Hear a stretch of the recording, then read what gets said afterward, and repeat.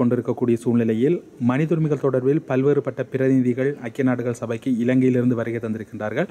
அந்த வகையில் இலங்கையிலிருந்து வருகை தந்திருக்கக்கூடிய தமிழர் மரபுரிமை இயக்கத்தினுடைய இணைத் தலைவர் நவநீதன் அவர்களை லங்காஸ்ரீயின் 24ஓடும் IBC தொலைக்காட்சியோடும் இணைத்திருக்கின்றோம். தாயகத்தின் நிலைமைகள் எப்படி இருக்கின்றது, அதிலும் குறிப்பாக நீண்ட நாட்களாக மனித உரிமைகள் தொடர்பிலும் பல்வேறுபட்ட அரசு சார்பற்ற சர்வதேச அமைப்புகளோடும் வேலை செய்தவர் என்கின்ற வகையில் இவருடைய பார்வையில் மனித உரிமைகள் கூட்டத்தொடர் கால நீடிப்பு விவகாரங்களை இவர் எப்படி அவதானிக்கின்றார் என்பது தொடர்பில் அறிந்து கொள்வதற்கு அழைத்திருக்கின்றோம். வணக்கம். வணக்கம். தற்போதைய சூழ்நிலையில் நேரடியாகவே வினாவுக்குள் வருகின்றேன். தமிழர் மரபுரிமை இயக்கம் என்பது இன்று அண்மை காலங்களில் இலங்கையில் உருவாக்கப்பட்ட ஒரு அமைப்பாகவே இருக்கின்றது.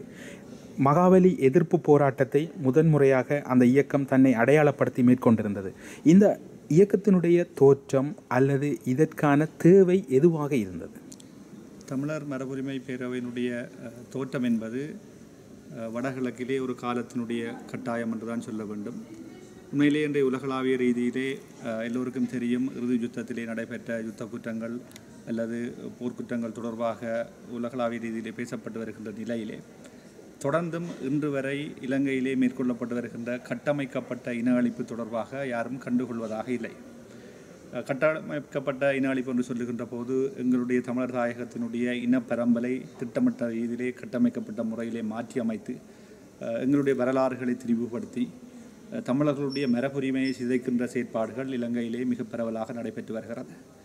குறிப்பாக இந்த செயற்பாடுகள் இலங்கை சுதந்திரமடைந்த காலம் தொட்டு நடைபெற்று வந்தாலும் போர் ஓய்வடைந்து 2009ஆம் ஆண்டுக்கு பிறகு எங்களுடைய நாட்டிலே கட்டமைக்கப்பட்ட இன அழிப்பு மிக பாரதூரமான முறையிலே முன்னெடுத்து செல்லப்படுகின்றது. அந்த விடயம் தொடர்பாக உள்நாட்டிலும் சர்வதேச ரீதியிலும் ஒரு பலமான எதிர்ப்பு நடவடிக்கையை மேற்கொள்ள வேண்டிய ஒரு காலத்தின் கட்டாயத்தின் பேரிலே தான் தமிழர் மரபுரிமை பேரவை என்ற அமைப்பு தோற்றம் பெற்றது. இந்த அமைப்பிலே பல்வேறுபட்ட மனித உரிமைகள் ஆர்வலர்கள், அருட்தந்தையர்கள், சட்டத்தரணிகள் என பலர் இருக்கின்றீர்கள். இந்த அமைப்பு இன்று குறிப்பாக சொல்லப்போனால் வடகிழக்கு என்பது இன்று தமிழர்களுடைய இதய பூமியாக இருக்கின்றது. ஆனால் இன்று தமிழர்களுடைய தலைநகரம் என குறிப்பிடப்படுகின்ற திருகோணமலை, அம்பாறை போன்ற தலைநகரமாக இருக்கக்கூடிய திருகோணமலை, அதற்கப்பால் மட்டக்களப்பு, அம்பாறை போன்ற கிழக்கு மாகாணத்தினுடைய நில அபகரிப்பு, கட்டடமிடப்பட்ட இன அழிப்பு தொடர்பில் உங்களுடைய பார்வை எப்படி இருக்கின்றது? உண்மையிலே இந்த இலங்கையினுள்ளே நடைபெறுகின்ற கட்டமைக்கப்பட்ட இன அழிப்பு தொடர்பாக நாங்கள் சரியான ஒரு புரிதலை வைத்திருக்க வேண்டுமாக இருந்தால் கிழக்கு மாகாணத்திலே தொன்று தொட்டு இன்று வரை என்ன நடைபெற்றிருக்கிறது என்பது தொடர்பாக ஒரு சரியான புரிதல் இருக்க வேண்டியது அவசியம். உண்மையிலே இலங்கையினுடைய வரலாற்றிலே சிங்கள குடியேற்றங்கள் இன்று நேற்றல்ல, இலங்கை சுதந்திரம் அடைவதற்கு முன்னிருந்தே இடம்பெற்று வந்திருக்கிறது.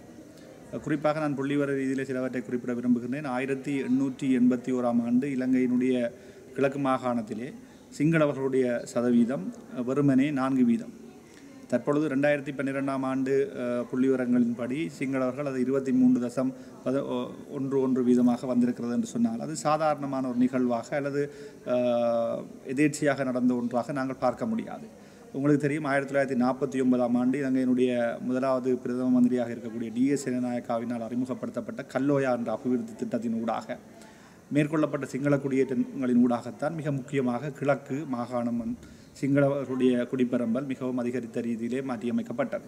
உண்மையிலே வெளிப்படையாக உலகத்துக்கு அது ஒரு அபிவிருத்தி திட்டம் என்று பறைசாற்றப்பட்டாலும் அந்த திட்டத்தினுடைய உள்நோக்கம் தமிழர்களுடைய குடிப்பெரம்பலை திட்டமிட்ட ரீதியிலே மாற்றியமைத்து அதனூடாக எங்களுடைய தாயக கோட்பாட்டை கேள்விக்குறியாக்குவதுதான் அதனுடைய நோக்கமாக இருந்திருக்கிறது.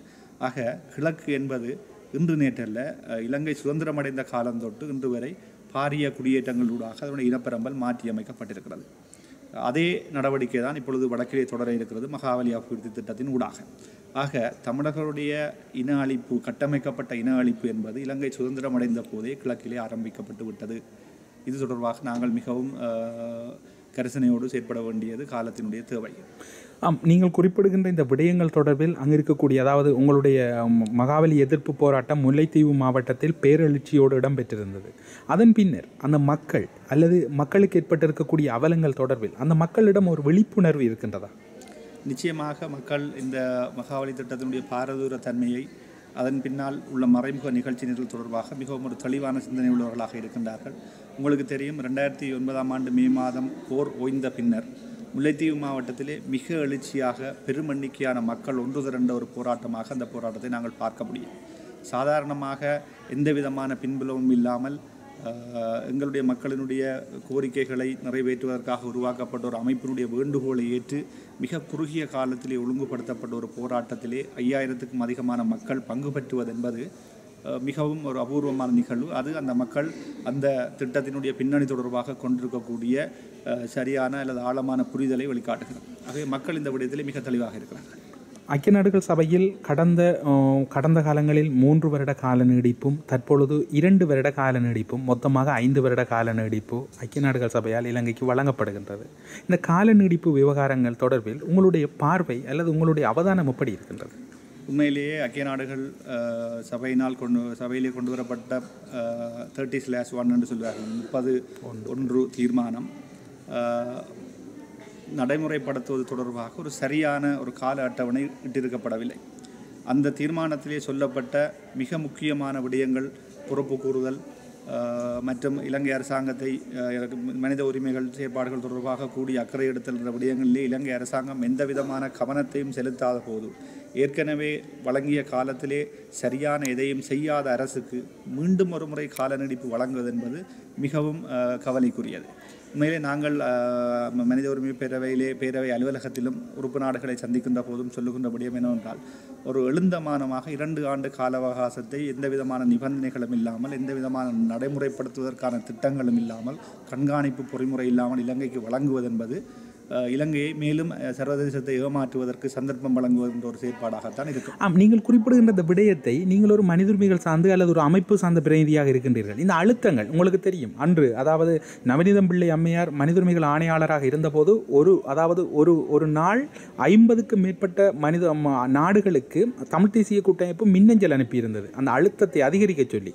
ஆனால் இன்றைய விவகாரங்களில் தமிழ் தேசிய கூட்டமைப்பு இந்த கால நீடிப்பாக இருக்கலாம் மனித உரிமைகள் விடயங்களாக இருக்கலாம் மெத்தன போக்கோடு நடந்து கொள்வதற்கு உங்கள் போன்றவர்களுடைய செயற்பாடு அல்லது அவர்களை எட்டவில்லையா அல்லது அவர்கள் மனித உரிமைகள் விடயத்தில் அவர்கள் கொண்டிருக்கக்கூடிய கொள்கை உங்களால் எப்படி பார்க்கப்படுகிறது? உண்மையிலே இந்த கால நீடிப்பு விவகாரத்திலே மிகவும் கவலையான விடயம் என்னென்றால் மக்கள் பிரதிநிதிகள் தங்களுக்கிடையே ஒரு ஒருமித்த கருத்து இல்லாதிருப்பது மிகவும் வேதனையான விடயம். குறிப்பாக தமிழ் தேசிய கூட்டமைப்பில் இருக்கக்கூடிய அங்கத்துவ கட்சிகள் கூட ஒவ்வொன்றும் இந்த விடயம் தொடர்பாக ஒவ்வொரு கருத்தினை கொண்டிருக்கிறது. அவர்கள் ஒரு கூட்டு பொறுப்போடு கூட்டு முடிவினை இந்த விடயத்தில் எடுக்கவில்லை. ஆனால் அவர்கள் என்ன விதமான கருத்தினை கொண்டிருந்தாலும் எங்களுடைய மக்கள் இந்த விடயத்திலே மிக தெளிவாக இருக்கிறார்கள். அண்மையிலே கிளிநொச்சியிலே நடந்த போராட்டத்திலும் மேலும் பல மக்கள் சந்திப்பு நீங்கள் குறிப்பிடுகிற இந்த விடயத்தோடு தமிழ் தேசிய கூட்டமைப்பு கடைசியாக ஒரு வசனத்தை சொல்லி அந்த விடயத்தை முடிக்கிறார்கள். நாங்கள் மக்களோடு கதைத்து முடித்த பின்னர் தான் இந்த முடிவுக்கு வந்தோம். மக்களோடு கதைத்து தான் நாங்கள் இந்த தீர்மானத்தை எடுத்தோம். அப்படி என்று சொன்னால் நீங்கள் கூறுகின்ற கருத்துக்கும் அவர்கள் கூறுகின்ற கருத்துக்கும் என்ன நிலைப்பாடு இருக்கின்றது? நிச்சயமாக இலங்கை அரசாங்கத்துக்கு கால அவகாசம் வழங்கலாம் என்ற ரீதியிலே எங்களுடைய மக்கள் எந்த ஒரு சந்தர்ப்பத்திலும் தமிழ் தேசிய கூட்டமைப்புக்கு ஆணையை வழங்கவில்லை. அப்படி என்று சொன்னால் தமிழ் தேசிய கூட்டமைப்பு என்று யாரின் பிரதிநிதிகள்? உண்மையிலேயே பேரளவிலே அவர்கள் மக்களினுடைய பிரதிநிதிகள் இந்த விடயத்திலே அவர்கள் கால நீடிப்பு வழங்குவது சரி என்ற தீர்மானத்தை எடுக்கின்ற போது அவர்கள் மக்களுடைய விருப்பத்துக்கு மாறான ஒரு தீர்மானத்தை எடுப்பவர்களாகவே வெளிப்படையாகவே அது தெரிகிறது. நிச்சயமாக எங்களுடைய மக்களுடைய விருப்பம் அப்படின்னு சொன்னால் தமிழ் தேசிய கூட்டமைப்புக்கு இந்த மக்கள் ஏன் அழுத்தம் கொடுக்கவில்லை? மக்கள் அழுத்தம் கொடுக்கவில்லை என்று சொல்லி எழுந்தமானமாக எங்களால் சொல்லிவிட முடியாது என்று சொன்னால் அண்மையிலே நடந்த போராட்டம் இப்போது தாயகத்திலே பல்கலைக்கழக மாணவர்களுடைய தலைமையிலே ஆயத்தப்படுத்தப்பட்டு கொண்டிருக்கிற போராட்டங்கள் எல்லாமே தமிழ் தேசிய கூட்டமைப்புக்கு மட்டுமல்ல சர்வதேசத்துக்கும் நாங்கள் கால நீடிப்பு வழங்குவதற்கு தயாரில்லை என்ற செய்தியை சொல்லுங்கள். நீங்கள் அதாவது அரசியல் கைதிகள் விவகாரத்தில் யாழ் பல்கலைக்கழக மாணவர்கள் பெருமதியான போராட்டத்தை நடத்தியிருந்தார். அதற்கு பின்னர் வந்த ஒவ்வொரு போராட்டங்களும் பெருமதியான போராட்டங்களாகவும் தன்னெழுச்சியோடும் இருக்கின்றது. ஆனால் நீங்கள் கூறுகின்ற மக்கள் பிரதிநிதிகள் இந்த விடயங்களை ஒரு பொருட்டாக பார்ப்பதாக உங்களுடைய கருத்துக்களிலிருந்து தெரியவில்லை. அப்படி என்று சொன்னால் தேர்தல் காலங்களில் மக்களுடைய தெரிவு கூட்டமைப்பாகவும் தேர்தல் முடிந்த பிற்பாடு மக்களுடைய கோரிக்கைகள் வெறுமனே நிலத்தில் கொட்டப்படுகின்றதா? நிச்சயமாக ஒரு மக்கள் பிரதிநிதி என்பவர் தன்னுடைய மக்களுடைய எண்ணங்கள் விருப்பங்கள் அபிலாசைகளை பிரதிநிதித்துவப்படுத்துவராக இருக்க வேண்டும். எங்களுடைய மக்கள் சார்ந்த தீர்மானங்களை எடுக்கின்ற போது அங்கே அந்த மக்களோடு கலந்துரையாடி அந்த மக்களுடைய விருப்ப வெறுப்புகளை அறிந்து தீர்மானங்களை எடுக்க வேண்டும். ஆனால் அண்மையிலே எடுக்கப்பட்ட பல தீர்மானங்கள் அதாவது ரணில் அரசாங்கத்துக்கு ஆதரவு வழங்குகின்ற தீர்மானம் அல்லது கால நீடிப்பு வழங்குவது தொடர்பான எந்த தீர்மானமும் எங்களுடைய மக்களோடு உரிய முறையிலே கலந்துரையாடப்படாது. அந்த மக்களினுடைய சம்மதம் இல்லாத எடுக்கப்பட்ட தீர்மானமாகவே நாங்கள் கருதுகிறோம். அது அவர்களுடைய சொந்த கருத்தாகத்தான் பார்க்க முடியுமே தவிர அது எங்களுடைய மக்களுடைய கருத்தாக நிச்சயமாக பார்க்க முடியாது. தேர்தல் என்று வருகின்ற போது மக்களுடைய தெரிவு அவர்களாகவே இருக்கின்றது. நீங்கள் கூறுகின்ற கருத்துக்கும் அதற்கும் அங்குதானே ஒரு முரண்பாடு எழுகின்றது. உண்மையிலே எங்களுடைய மக்கள் சில விடயங்களிலே மிக தெளிவாக முடிவுகளை கடந்த காலத்தில் எடுத்திருக்கிறார்கள். அந்த தமிழ் தேசிய கூட்டமைப்பினுடைய உருவாக்கம், அதனுடைய உருவாக்கியவர்களுடைய நோக்கம் என்பனவற்றை மக்கள் மனதிலே வைத்திருந்தார்கள். தமிழர்கள் ஒற்றுமையாக இருக்க வேண்டும் என்பதில் எங்களுடைய மக்கள் குறியாக இருந்தார்கள். அந்த உருவாக்கியவர்களுடைய நோக்கமும் ஒற்றுமையை நிலைநாட்ட வேண்டும் என்கின்ற அந்த மக்களுடைய எண்ணமுமே அவர்களை வெல்ல வைத்ததை தவிர நான் அவர்களுடைய தனிப்பட்ட அரசியல் செல்வாக்கு காரணமாக வென்றார்கள் என்று என்னால் சொல்ல முடியாது. அது அந்த கூட்டமைப்பு உருவாக்கப்பட்டியவர்களுடைய நோக்கம் நிறைவேற்றப்பட வேண்டும், நாங்கள் ஒற்றுமையாக இருக்க வேண்டும், அந்த ஒரே எண்ணம் தான் எங்களுடைய மக்களிடம் இருந்திருக்குமே தவிர அது தவிர ஒவ்வொரு தனிப்பட்ட அரசியல்வாதியினுடைய செயற்பாடுகள் சார்ந்து இருக்காதுன்னு நான் நம்புகிறேன். மன்னார் சத்தோச பகுதியில் கண்டெடுக்கப்பட்ட மனித எலும்புக்கூடுகள் தொடர்பில் தற்பொழுது காபன் அறிக்கை வெளியிடப்பட்டிருக்கின்றது, அமெரிக்காவுக்கு அனுப்பப்பட்டு. உங்களுக்கு தெரியும், யதார்த்தபூர்வமாக இதனை நீங்கள் எப்படி பார்க்கிறீர்கள்? மன்னார் காபன் அறிக்கையை பொறுத்தவரையிலே அது நீதிமன்றத்திலே வழக்கு நடந்து கொண்டிருக்கபடியால் அந்த வழக்கு சம்பந்தமாக என்னால் கருத்து கூற முடியாது. ஆனால் குழந்தை பிள்ளைக்கும் தெரியும், வெளிவந்திருக்கின்ற செய்திகளின்படியும் அதைவிட காபன் அறிக்கைக்கு மேலதிகமாக இந்தியாவிலிருந்து வருகை வந்து அந்த இடங்களை பார்வையிட்ட பேராசிரியர்களுடைய கருத்துக்களுக்கு அமைவாகவும் அது நிச்சயமாக அது உண்மைக்கு புறம்பான அறிக்கை என்பது எல்லாருக்குமே தெரிந்தது. நான் உங்களிடம், அதாவது ஒரு அறிவுபூர்வமாக இருக்கலாம் அல்லது இது ஒரு தத்துவார்த்த ரீதியாக இருக்கலாம், அதாவது ஒரு மண்டையோடு, அதாவது மனித எலும்புக்கூடு என்பது அவர்கள் குறிப்பிடுகின்ற அந்த ஆண்டுகளுக்குள் உட்பட்டால் அதாவது மனித எலும்புக்கூடு என்பது ஆக குறைந்தது அதனுடைய உருக்கள் குலைந்துவிடும் அவர்கள் குறிப்பிடுகின்ற ஆண்டுக்குள் உட்பட்டால். ஆனால் அந்த மனித எலும்புக்கூடு என்பது முள்ளந்தண்டுகள் கூட மிக மிக உறுதியாக தெரிகின்றது. சில கைகளில் இருக்கக்கூடிய சிறு எலும்புகள் கூட அங்கு இருக்கின்றது. அப்படி என்று சொன்னால் அவர்கள் கூறுகின்ற அந்த அறிக்கை அமெரிக்காவினால் கூட இவர்களுக்கு சார்பாக அனுப்பப்பட்டதா? நிச்சயமாக அதிலே நிறைய கேள்விகள் இருக்கிறது. ஏற்கனவே மன்னாரில் எடுக்கப்பட்ட மனித உடலங்களினுடைய மாதிரிகள் தான் அமெரிக்காவுக்கு அனுப்பப்பட்டனவா? அது சரியான முறையிலே ஆய்வுக்குள் உட்படுத்தப்பட்டதா? அந்த எங்கிருந்து அது எடுக்கப்பட்ட இடத்திலிருந்து உரிய இடத்துக்கு கொண்டு போகும் வரையிலான பாதுகாப்பு உறுதிப்படுத்தப்பட்டதா? சரியான அளவு நியமங்களின்படி அந்த ஆய்வு அகழ்வு நடைபெற்றதா என்பது தொடர்பாக நிறைய கேள்விகளை அது சம்பந்தமான நிபுணர்கள் எழுப்பிக் கொண்டிருக்கிறார்கள். ஆகவே இந்த விடயம் தொடர்பாக நிச்சயமாக அது எங்கேயோ ஒரு இடத்திலே தவறு நடந்திருக்கிறது என்பது மிக தெளிவாக தெரிகிறது. நிச்சயமாக அது ஒரு நிபுணத்துவ ஆய்வுகளின் ஊடாகவும் நீதிமன்ற நடவடிக்கைகளின் ஊடாகவும் தான் அது உறுதிப்படுத்தப்பட முடியும். நிச்சயமாக ஒரு தவறு நடந்திருக்கிறது என்பது எல்லோருக்கும் தெளிவாக தெரிகிறது. லங்காஸ்ரீ மற்றும் ஐபிசி தொலைக்காட்சியின் செவிகளோடு இணைந்து கொண்டு தாயக நிலப்பரப்பில் ஏற்பட்டிருக்கக்கூடிய தற்போதைய சூழ்நிலைகள், ஐக்கிய நாடுகள் மனித உரிமைகள் சபையினுடைய எதிர்காலம் எப்படி அமைய வேண்டும், இன்னும் பல்வேறுபட்ட விடயங்கள் தொடர்பில் பெருமதியான உங்களுடைய நேரங்களை ஒதுக்கி நம்முடைய செவியில் இணைந்து கொண்டமைக்காக சிறப்பு நன்றிகளோடு உங்களிடமிருந்து விடைபெற்றுக் கொள்கிறோம். நன்றி, வணக்கம். நன்றி. லங்காஸ்ரீ மற்றும் ஐபிசி தமிழ் செய்திகளுக்காக ஐக்கிய நாடுகள் சபையின் மனித உரிமைகள் சபை கூட்டத்தொடரிலிருந்து தமிழரசு. நன்றி.